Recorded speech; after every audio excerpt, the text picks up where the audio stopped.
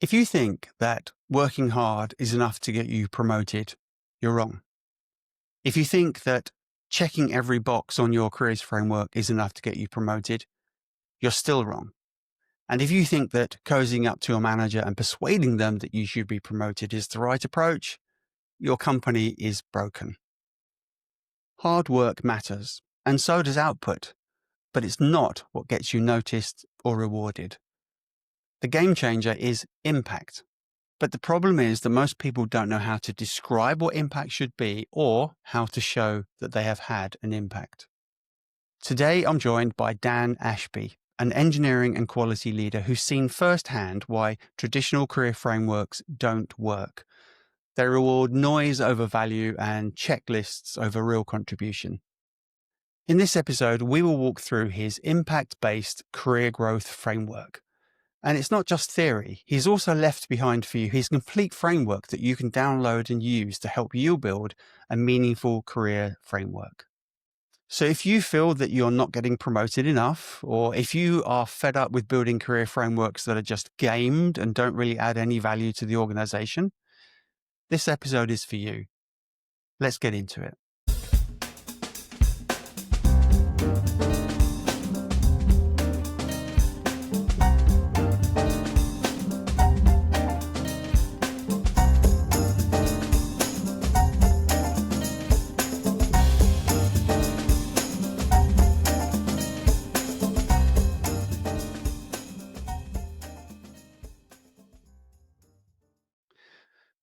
Dan, thank you for joining us today. Let's start right at the very beginning, just in case somebody who's watching or listening doesn't really know. What is a career framework? So a career framework. Most companies, I'd like to think most companies have a growth framework in place. Some companies still don't, which is a problem in itself. But ultimately, it gives a structured approach to helping people grow in their careers. So typically, in any sort of career, you'd have a ladder of levels, typically grown through like junior, mid-level, senior, expert, principal, etc. So a growth framework revolves around how expectations around each of those levels. So that sounds to me, and I know from my experience this is quite common, that sounds to me to be very employee centric. It's how do I get myself promoted? How do I get from level 3 to level 4? And I think very often that's how they are built and viewed and used. Is that fair?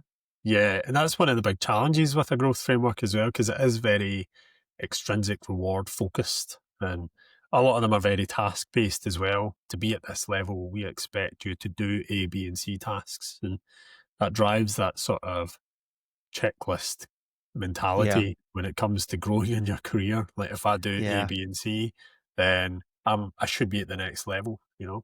I've seen that. I think you and I, in planning this, we spoke about this, that someone will come to you and say, I've ticked these boxes, now promote me. But that just doesn't work like that, does it?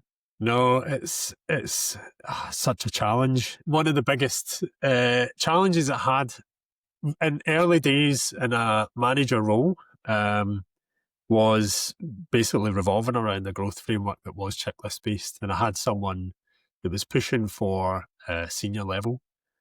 And the growth framework, it said on it, like, to be at senior level, we expect you to run workshops. And it even went as far as detailing like 3 workshops a quarter.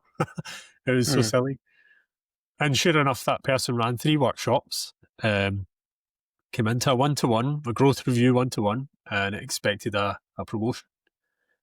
So I was like, okay, well, it's great running workshops. Let's look at the data. And they did run 3 workshops, but this was a company that had 10,000 employees. And in those 3 workshops, they had a grand total of 6 people attend. And 5 of them gave bad feedback about the workshop as well. And 1 person gave good feedback. But obviously, I went back saying, look, the promotion isn't going to happen based on this data. But they argued that the growth framework didn't specify anything to do with the quality of the workshops or the outcome or the impact from the workshops. And Yeah. They try to take it really far in terms of pushing for a promotion based on checking those boxes in the checklist, right? Yeah. So it just harbored a whole bunch of awkward, difficult conversations and negotiation. And that's ultimately what drove me to put the focus on impact when it comes to growth. Yeah. So I'm really well aware that when I have built career frameworks in the past, they are very much about helping somebody evolve themselves so they get from level 3 to level 4, for example. And there's always a little bit in there that says, have an impact. But it's never very precise. And I'm also very aware that you work for a company that's got its own set of business objectives, measured maybe in OKRs or something like that. But then they don't really seem to come together. And if I'm to help the company grow, I've got to help them with their objectives. How do you? What's your idea for how you bring these two together? My personal career path, as well as making an impact on the company. Yeah, it's a huge challenge for most growth frameworks, like because they are that sort of task focus specific to roles, right? Even working across roles and diverse teams, right? That's not even factored in, let alone the business goals and strategies and objectives, right? And vision. So a lot of the times it's too implicit trying to connect your your own growth to the business mission, the business goals and objectives themselves. Yeah. Um, Certainly we should be making it much more explicit within a growth framework as well. I know later on we're going to cover your radar, which really sets it out and makes it obvious. But for now, give me an example. What does that mean? How do I, you know, I'm on my way. I'm ticking my boxes to become a level 4. It's very self-indulgent. Give me an example. How does that translate into somebody who's actually making an impact on the business? Okay, let me use an analogy. I like using a swimming analogy because it allows me to put it into the context of like you as an individual. Um, and also connecting through to like business OKRs. I'm going to use OKRs. Some companies don't use OKRs, but you would have some kind of goal and objective set That by they the all business. should know where they're going, right? Yeah, Yeah. exactly. The strategy ultimately. So let's say I'm going to pick on you, Jeremy. Let's say you had a specific objective to become the fastest person to swim one length of Olympic-sized swimming pool. Um, so this is where there's progression there, right? You might have an initial objective just to be able to swim one length, right? In general, and then that might grow to increasing your time, and then your holistic vision might relate to that swimming, being the fastest swimmer for one length of an Olympic-sized swimming pool, right? So you've got your objective that's clear, and the key result for that higher level mission, that's quite clear as well, because there is a current world record that you can strive to achieve, right? So we can have a nicely formed OKR. The objective, to become the fastest person to swim one length of an Olympic-sized swimming pool, as measured by the key result, which is the current world record. Um, um, we can then form some goals around that. Various initiatives, and we can have corresponding KPIs, key performance indicators. The idea being that you put these goals in place with these performance indicators against the goals so that if you achieve that, if you follow those tasks and you achieve that, then it enables you to ideally hit this objective, right?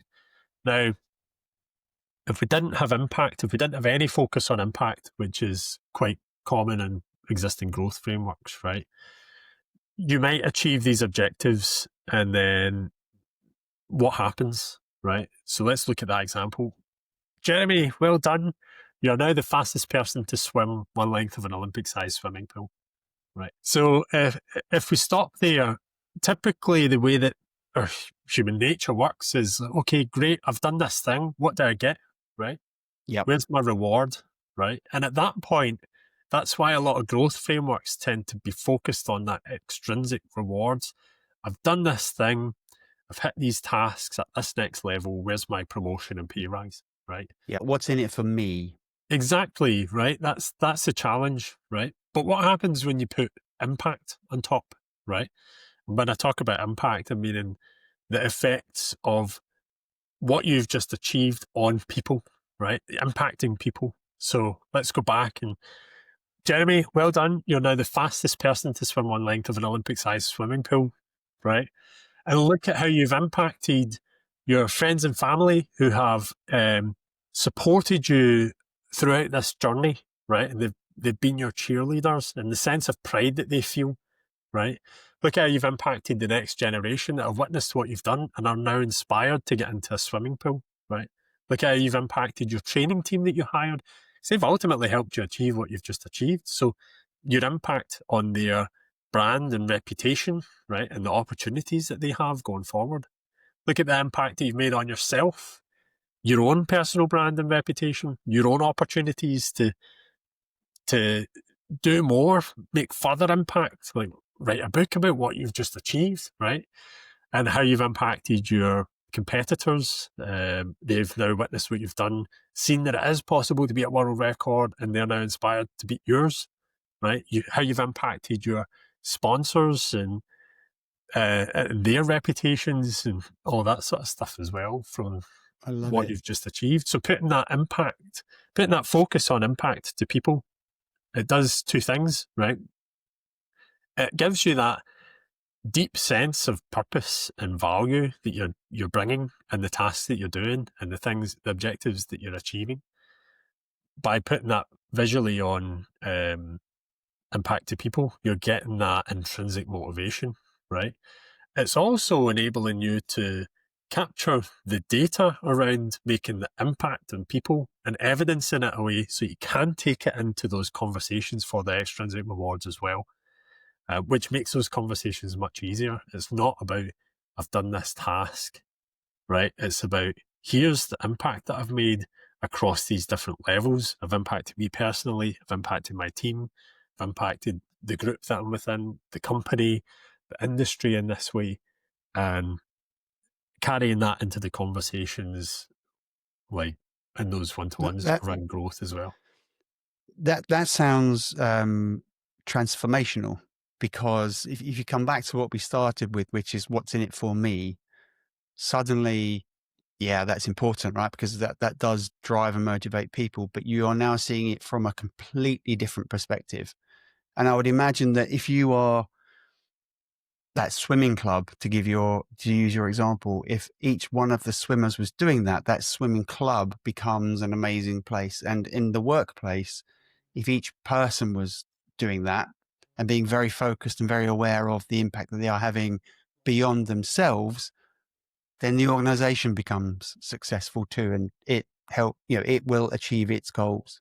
Yeah, it's a really, really great point. Like, you're not just thinking about how that changes your mindset in terms of happiness and making it a joyful place to work because you can see the impact from the work that you're doing, but also allows you to stop doing stuff that doesn't really make an impact, right?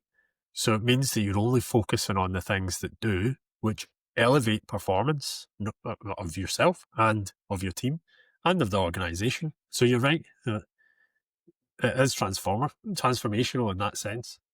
Let's pause and talk about the manager in this for a while as well, because if you're a manager of people, the conversation is often, can you promote me? Can you pay me more money?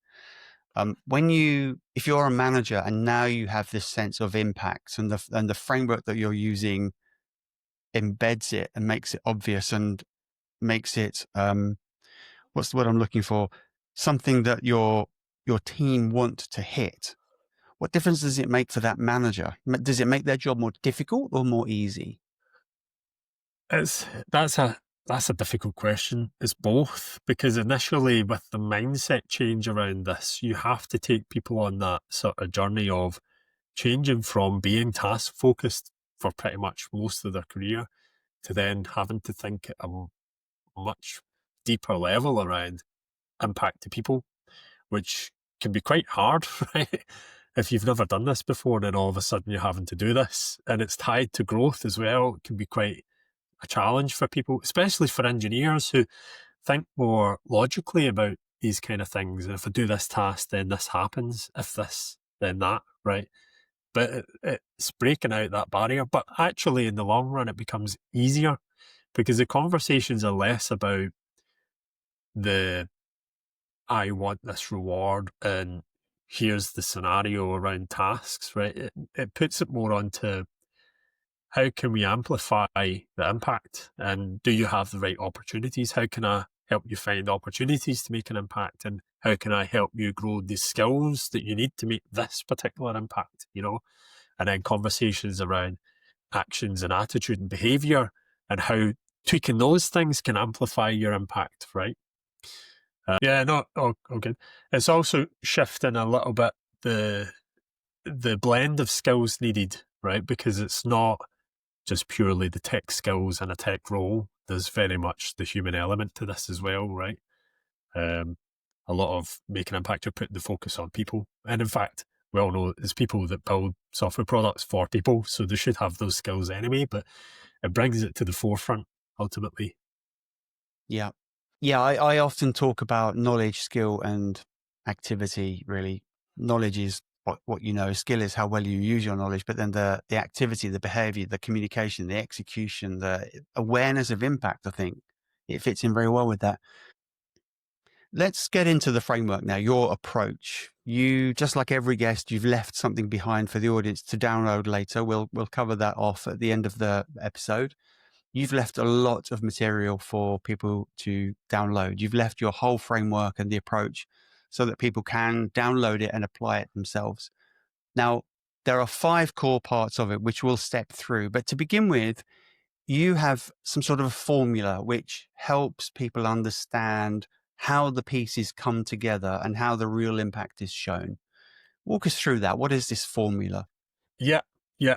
So, yeah, like you said, there's 5 parts, 5 big parts to this that relate to a formula. The formula is ultimately to make an impact, you must have opportunities.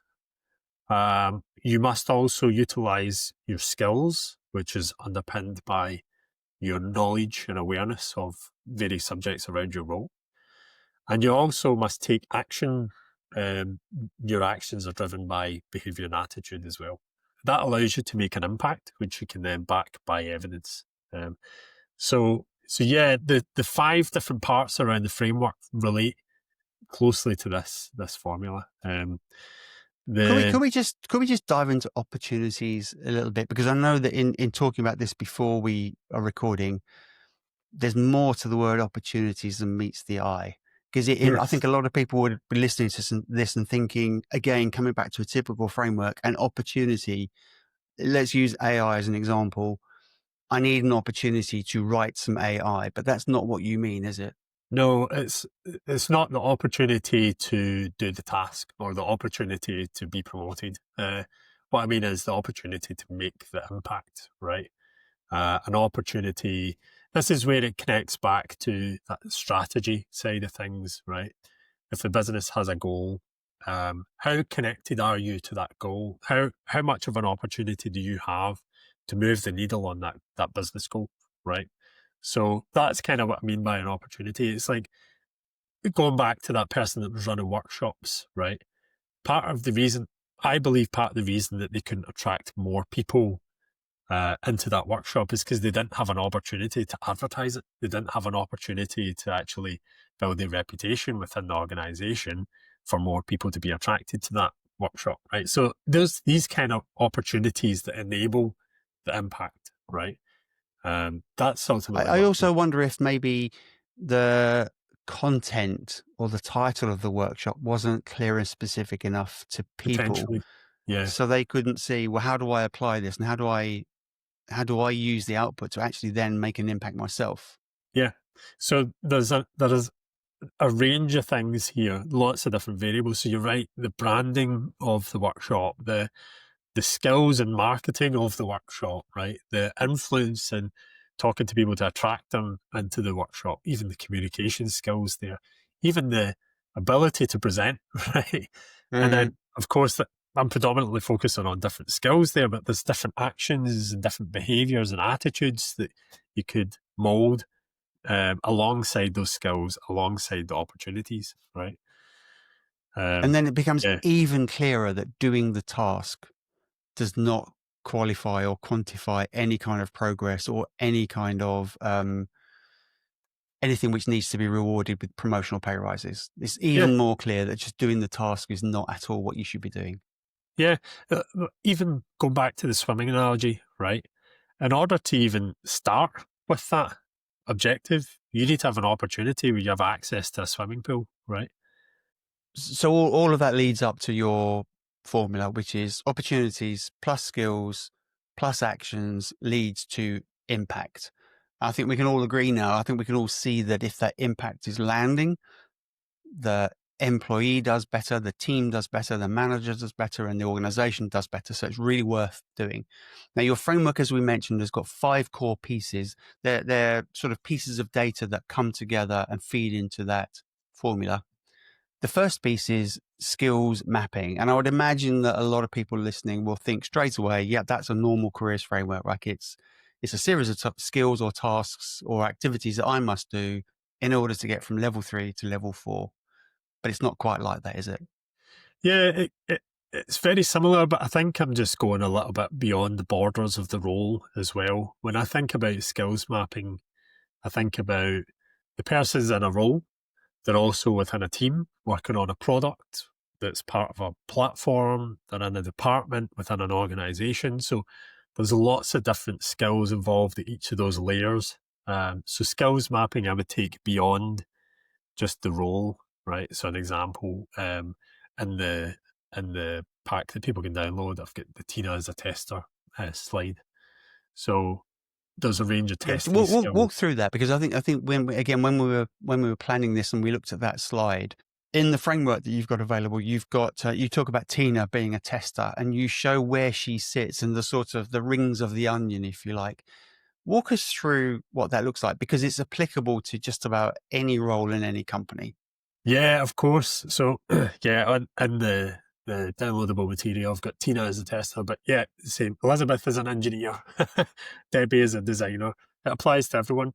I look at it like a layer of an onion, where Yeah, and I like that because, again, if you come back to a traditional growth framework, it tends to revolve very much around Dave is a designer, and they yeah, describe what a designer would do. So I really like that onion. yeah, So we understand now what the skills mapping is. The next part is a growth table, which I believe relates to mastery. Walk us through that. yeah. So if you think about the the skills mapping relates to skills that I've mentioned across the Tina as a tester model. How that connects to the actual growth table. So most people are familiar with growth tables. It always tends to be tables. What I've tried to do here is remove that sort of task-based bullet point checklist structure within the tables and change it towards mastery levels. So the way that I'm looking at these mastery levels is taking 2 well-known subjects of the Dreyfus model of skill acquisition, which is essentially 1 to 5 novice to expert, but also combining that with Bloom's taxonomy levels of learning. So there's 6 different levels of learning. At the lower, it's like a triangle model. If you search for it, or you see it in the framework. At the lowest level of learning is remembering something. Then understanding is the next level, and applying what you've learned and understand is the third level. The fourth is analyzing.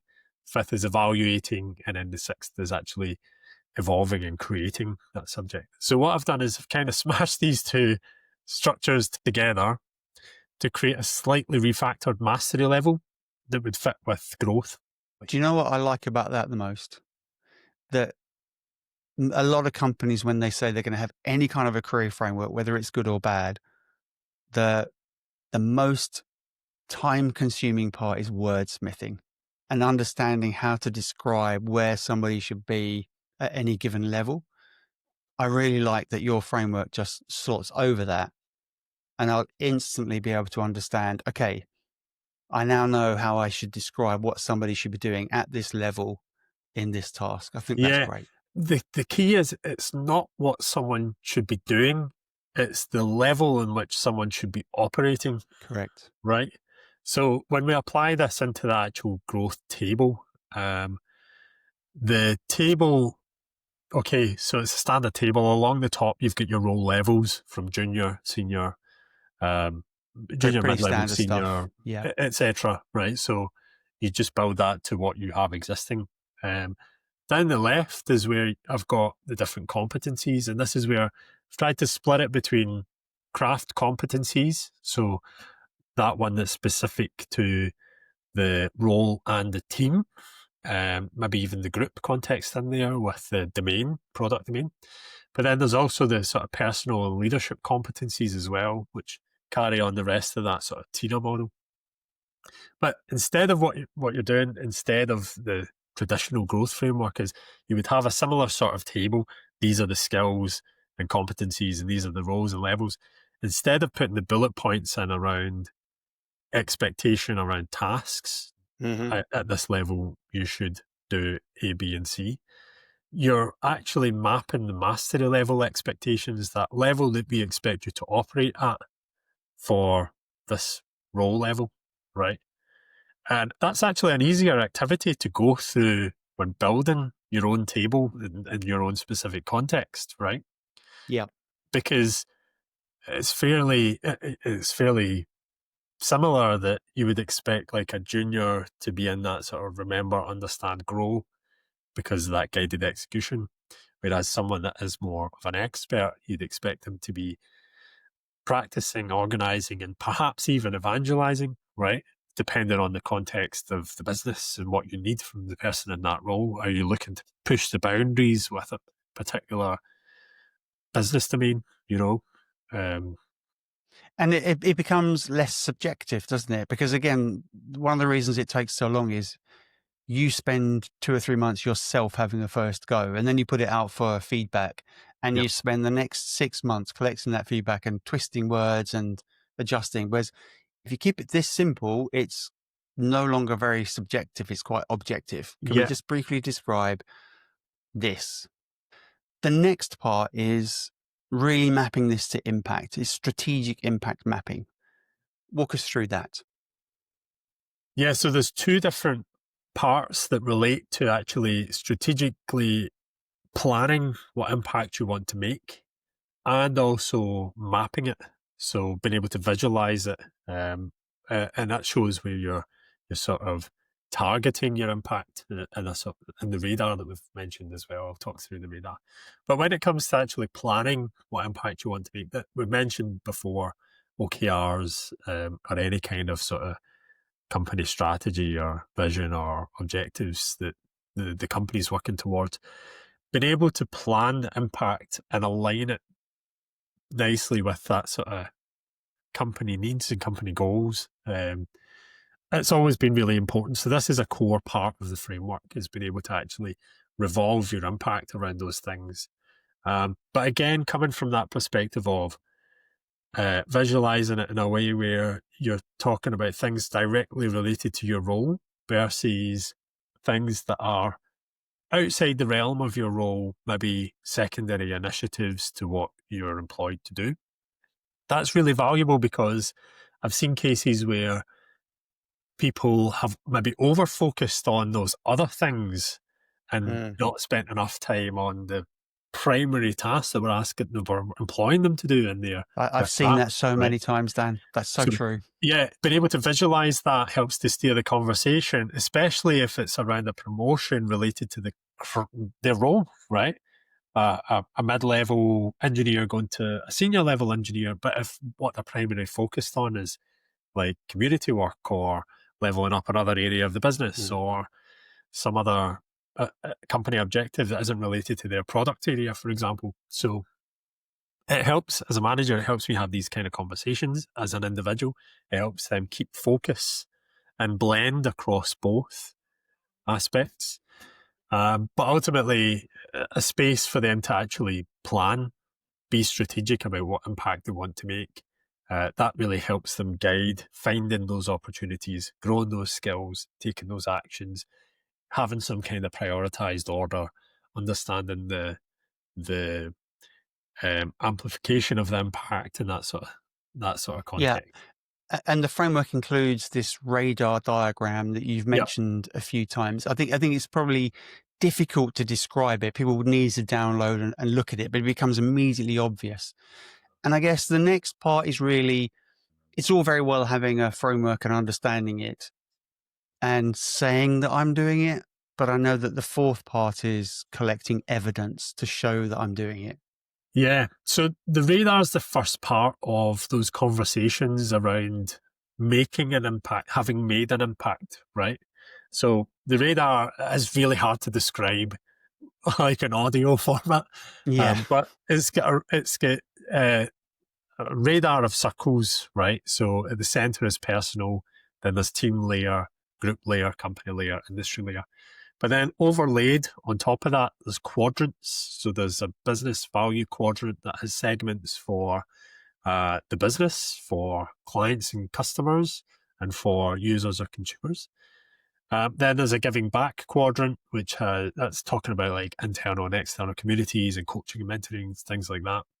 The sort of people side of it.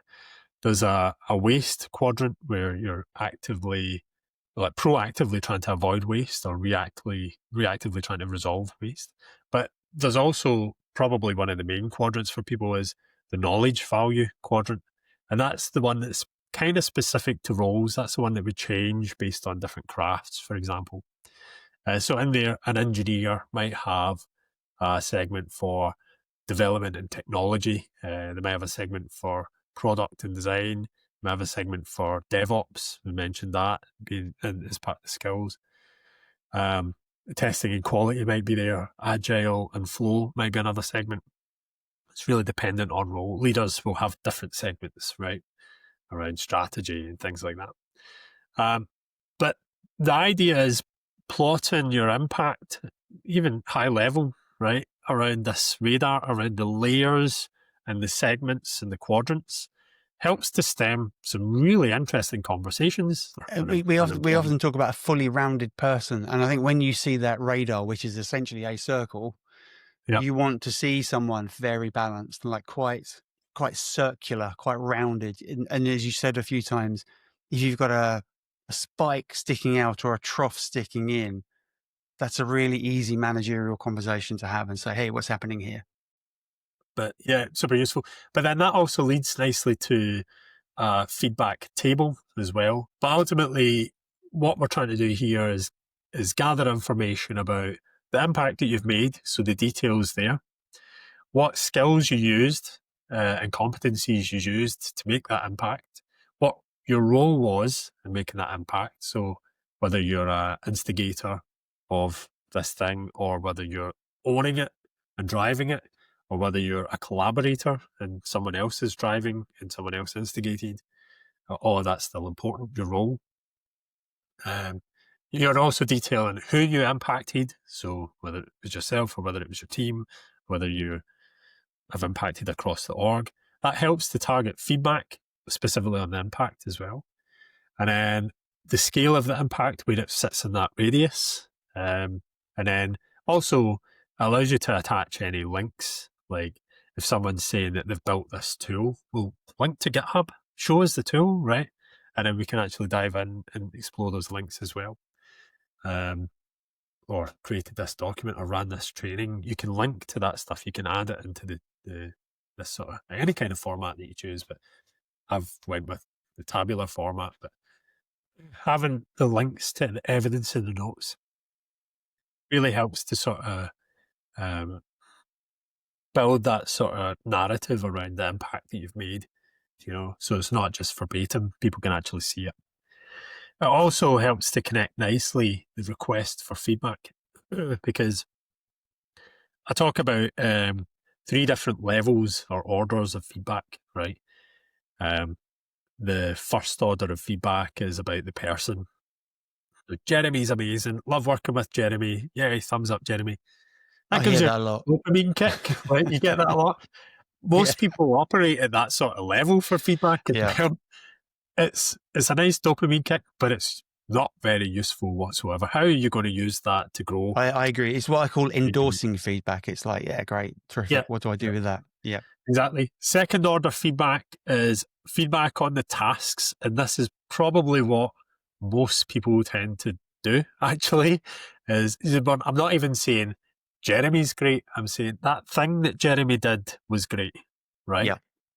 So there's a little bit of validation for you. There's not quite the same dopamine kick, because I'm not saying that you're great, Jeremy. I'm saying the thing that you did is great. But it's still validation that you did a thing that was great. But it's still not really helpful to help you grow, right? It's not really actionable, right? Unless I'm saying do more of that thing, right? But the third order of feedback is actually feedback on the impact. And it's much more fruitful. Yeah, it's like, okay, Jeremy, you did this thing and you impacted me in this way, right? And then you can mold the conversation further from there. Like, what could I change to amplify the impact, right? Or what did I do that didn't work?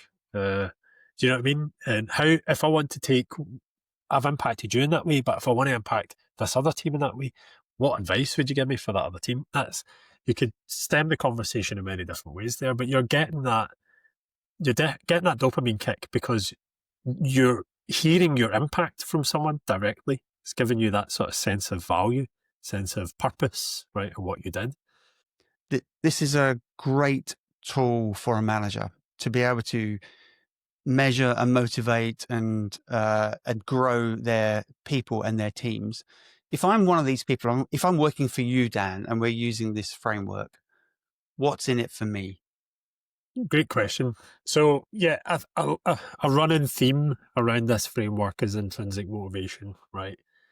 And I haven't mentioned the book yet, but I'm going to mention it. Dan Pink has a really nice book called Drive, which talks about intrinsic motivation, and he breaks it down into 3 words that I've used earlier: autonomy, mastery, and purpose.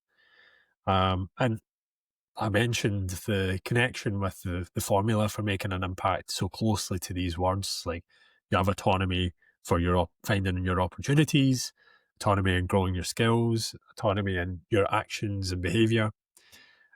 Growing your skills and taking those actions lead towards mastery as well. But that purpose part, right, is what's deeply connected to making an impact, right? Being able to understand your purpose in the work that you're doing, the value that you're bringing from the work that you're doing, and the impact that you're having on people, right?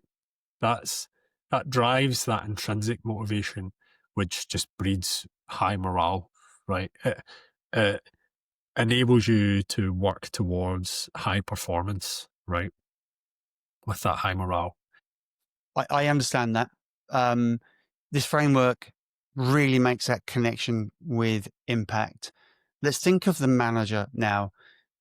I'm a manager and my team are full of people who are very fixed on promote me, give me more money, the extrinsic rewards that we have talked about. How do I embed this? How do I bring it to them and say, hey, we're going to change a bit. We're going to have this thing which is very connected with impact and describe all of these things that we want to achieve, but still they're sat there thinking, yeah, just promote me.